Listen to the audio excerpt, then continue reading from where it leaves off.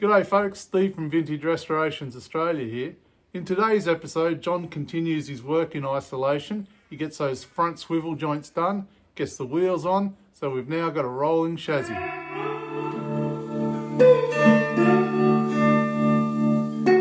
So here we are again. There's the swivel housing that we need to put on the far side. I have the swivel housing on the left side, it's working well. And I had some issues with the bolts going into them. Here you can easily see the bolt that I had the issue with, snapped off. And basically as I torqued it up, it just kept turning and kept stretching. So if you have a look at this bolt, it's actually got a narrow waist on it. Around about the same position as this one, it's about to snap.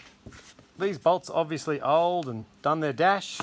Been torqued up one too many times and they're just gone soft, so I have to get some new ones. And here we are with some new ones, retaining clips put in. I'm just about to torque these up and fold over the clips and we'll be back on track. Here's the wheel hub we need for this side that we're working on, and we've replaced all of the studs, wheel studs. These are the press fit version, so you drill a hole through, press fit or hammer down. It's a 9/16 hole, the same dimension as the smooth part of the shank just before the knurling. 9/16, job done. Then you need to clean up the hub a bit. There's some nicks and dings from people taking out various bearings, and I've had to scrape those back to get rid of the high spots. Doesn't matter if it's a little low, because the bearing will smoothly go in and go over it, but any of those high spots give it problems going in and can deform things, so knock those off. A bit of wet and dry might be nice, but I don't want to overdo it and make things too small or too big. Oil seal in, bearings are packed, lots of grease. The inside surface of that bearing has been wiped clean and then metho cleaned. And the reason for that is that this shaft specifically, up here where that bearing goes, a little bit ratty, and I tried the bearing on there and it was just that little bit sloppy.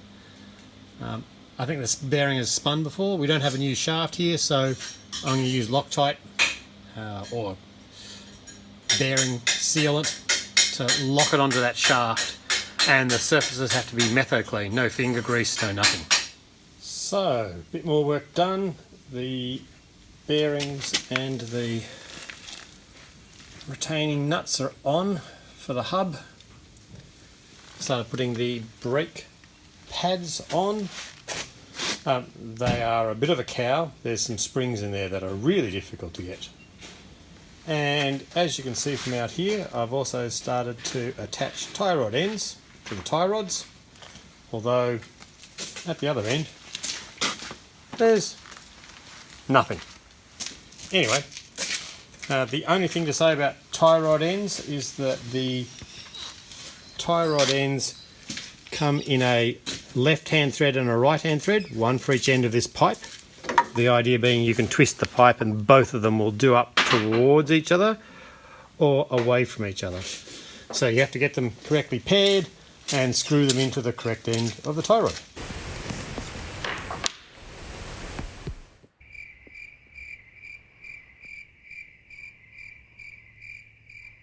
Okay, back into it. Driver's side swivel housing.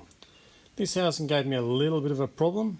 The bottom bar here is in and nice. There's a bearing and you hold the bearing up and push the swivel housing on to the swivel, and then you drop this top pin in and it wouldn't go on. There was interference. It was clashing up here, and that's the cup for this top pin in the swivel housing was not all the way home. Anyway, that was easily fixed. Didn't press it in properly the first time, so I pressed it in properly and all good.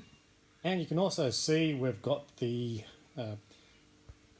tie rods connected, so I still have to adjust the toe in. There is a factory specification for the length from one tie rod end to to the other tie rod end, so I can just measure that statically and adjust it to get an initial setting. So I've got to still do that, but making progress on the tie rods and the steering.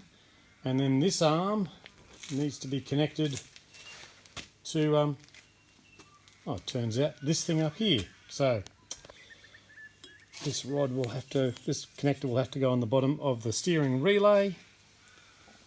So it'll go under here.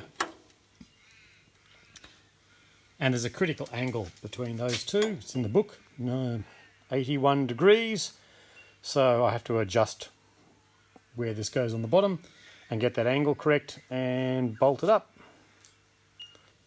And that'll be my next job. Well, I've got the distance piece, which is the collar around here that the oil seal runs on, in the chip fryer, the new one, because this one's going to come off. It's not looking so good. It's quite rough to feel with your finger. Probably doesn't come through in the video, but there are score marks on it. The old leather oil seals often collect dirt and then they simply become an abrasive buffer. So I'm going to go through and take this off. And the technique is basically get into focus. I'm going to run a cold chisel onto the ring and just step it around and smack it into that ring, being careful not to go too close to the corner because there's a lip there I don't want to destroy. I only want to destroy the distance piece. And by doing all that hammering with this cold chisel, I'll make the distance piece larger, it'll get bigger and it'll slip off. And now you can just see a small crack appearing between the distance piece and the flange that used to sit on nice and hard. So I'm making progress. You mangle the outside of the distance piece with the cold chisel, so that'll never be the same. But as long as you haven't destroyed the actual hub, you're good. And a little bit of wiggling and tapping and it slides off. And then I'll clean up the flange. I want to put the wire wheel on this. You'll also notice some discoloration. That's where the bearings have been. And it feels good, but I'm thinking I might use some bearing retaining compound to make the inner bearing race lock onto this hub. And then all the turning should happen with the actual bearings themselves. There shouldn't be any discoloration here. That's kind of a sign of the age of the vehicle. Chip fryer off, distance piece on, a little bit of gentle persuasion, ready to go on with the next bits.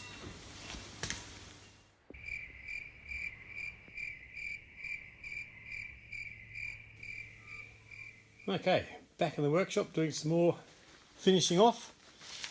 We've got the front swivel all done and I've got the hub and brake drum on. So that took a little bit of work because I had to do some cleaning, painting, but otherwise it's in pretty good condition. I've got to get the leather gator on the swivel and then fill it with the one-shot grease. But when we get to the other side, you can see the tyre fairies have been and they've dropped off a set of wheels. These are big, quite large diameter, but they did come off a Land Rover, so they shouldn't mar the guards. And it'll all be on all four wheels very soon. So, last step in getting the leather gator on. Whatever you've got, nails, crochet hooks, stick it through the holes, make all the holes line up, and then feed the nylon cord through, which they provide. It's quite thick and it's hard to push through, so I'm going to stop recording now before I start swearing. Okay, not so bad as I thought, very little swearing. A little bit ugly underneath here. I need to fix up that hanging bit of cord, shorten that off, but it's all connected.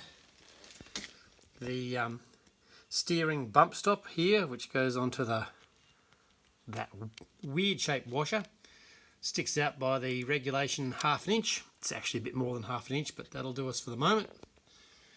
I've filled it up with one-shot grease and put the bung back in, so that's all greased and ready to go. And I'm getting ready to put a wheel on, and then I can test my lock-to-lock movement and put it down on all 4 wheels, and that will be pretty good to see this thing on all 4 wheels. Well, for some of us that's quite exciting. Down on all 4 wheels. I mean, obviously a few things to go. The freewheeling front hubs. I have no oil in any of the differentials, but that's easy to fix. And now it's a rolling chassis. You get a bit more desire to hoe right into it. Coming up next, I'm going to do the front freewheeling hubs. So these are an AVM, which apparently was a knockoff, South American knockoff of, with license, of another freewheeling hub. Had a bit of a problem. The back end here has springs in it, and I can show you some of the springs that came out, or bits of them anyway. They were quite rusted and disastrous. You can buy bags of springs, stainless steel, about the right diameter, 5mm OD. A bit too long, but I cut them down, and then we pop rivet them in, which is how the originals were put in. So it's a pop rivet on both ends, and that sort of captures the spring. That'll be okay. That's good. The only problem I have outstanding is the scroll pin. So that's the good scroll pin, and that's a not so good scroll pin. It's split at one end, opened up, shortened, but it's okay. And the other scroll pin, well, basically doesn't exist. So it rusted so badly, I'll have to drill out and replace it. But front hubs coming up. Remaining items to go on at the front include the steering damper. And I've got to set up that steering relay. And then we're down to brakes. So I've got some conifer brake pipe to go on, and a whole lot of fittings and ends. A few flexible joiners. Down here we have some stainless steel split pins, 1/4 inch. So they'll go in down the bottom of the shock absorbers. At the moment there's R clips down there which are a bit undersized and not quite right, but they hold the shock on, and we'll replace those with stainless steel 1/4 inch split pins. We've got the handbrake to put on, although we don't have the drum brake that it connects to yet. And I've got to do a whole lot of brake pipe bending to make that all up. But that's starting to wait upon the firewall, because I need to attach that too. Anyway, still making some progress. Well, that's it for today, folks. I hope you enjoyed that and got something out of it. I'm sure you'll agree John's done an amazing job of getting all that work done in isolation by himself. I do appreciate it, and thanks for that, John. As of tomorrow, there's an easing in the lockdown restrictions, so I'll be able to go out to the workshop to visit John and finally have a bit of a workshop day. So I'm looking forward to that greatly. We're going to press on with those things that John discussed there a bit earlier in the video.